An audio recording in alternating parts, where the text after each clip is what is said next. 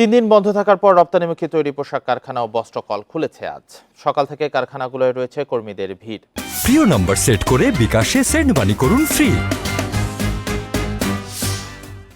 এর আগে মঙ্গলবার শিল্প কারখানার পর্যাপ্ত নিরাপত্তা ব্যবস্থা নিশ্চিতে রাষ্ট্রপতি মোহাম্মদ শাহাবুদ্দিনের সাথে দেখা করেন এফবিসিসিআই সাবেক সভাপতি ও সাবেক সংসদ সদস্য এ কে আজাদ। পরে বিজিএমইএ এক বিজ্ঞপ্তিতে জানায়, আজ থেকে তৈরি পোশাক কারখানা চালু হবে। বৈষম্য বিরোধী ছাত্র আন্দোলনের ডাকে সর্বাত্মক অসহযোগ আন্দোলনের প্রথম দিনে রোববার সকালে নারায়ণগঞ্জ, গাজীপুর ও সাভার আশুলিয়ার অধিকাংশ রপ্তানিমুখী তৈরি পোশাক কারখানায় উৎপাদন শুরু হলেও কয়েক ঘন্টার মধ্যে বন্ধ হয়ে যায়।